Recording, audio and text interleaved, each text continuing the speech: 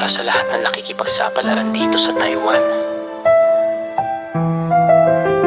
Mga kababayan natin walang inisip kundi pamilya. Saludo kami sa inyo.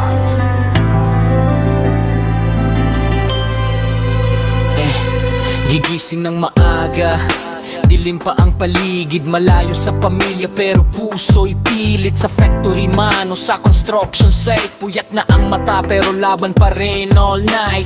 Init, lamig, pagod na di biro, homesick minsan pero bawal sumuko. Sa bawat pawis may pangarap na dala, para sa anak, para sa asawa. Hindi madali ang buhay sa abroad, minsan luhay kasabay ng paglakad sa road. Ngunit bawat dolyar na pinaghirapan, may katumbas na sakripisyong di matapatan. Kaya sana sa Pilipinas maintindihan na di lahat ng pera basta nanlilikon lang. Kung maliit man ang naipapadala,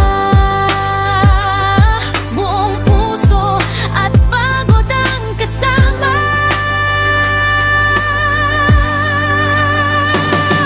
Mahal ko, kapit lang tayo, kahit na layo, puso'y isa tayo.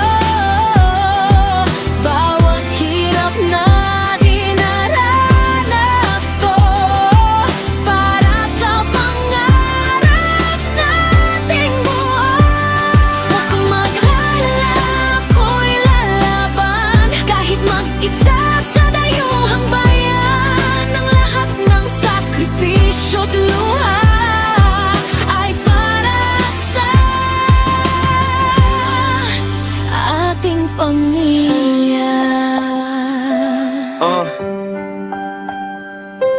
Overtime hanggang madaling araw, katawan nang hihina pero di sumusukot, umaayaw. May mga pagkakataong gusto nang umuwi pero iniisip ang anak na naghihintay lagi. Hindi ito bakasyon, ito'y digmaan, kalaban ng lungkot at kalaban ng distansya at lumbay. Kaya sana wag agad magreklamo kung kulang man ang padala, unawain nyo. Dahil bawat sentimo'y pinaghirapan sa pawis at luha na walang bilang. O FU man tawag pero tunay na bayani, tahimik lang pero pusong makabayan palagi. Sa bawat video call na sandali, ngiti ng anak ko sapat na sa gabi. Lahat ng pag-ibig lang nawawala pag narinig ko silang nagsasabing mahal ka namin, Papa, Mama. Hintayin mo ang pagbabalik ko, bitbit ang pangarap na natupad na totoo. Sa bawat luhang pumatak sa pisngi, pag-asa pa rin ang siyang namamayani.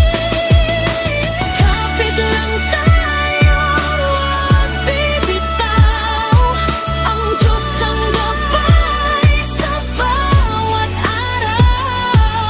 Sa Taiwan man o sa ating bayan, pamilya pa rin ang dahilan. Para sa lahat ng kababayan sa Taiwan, laban lang, huwag susuko. Ang bawat sakripisyo ninyo may patutunguhan. Saludo kami sa inyo. Diyan.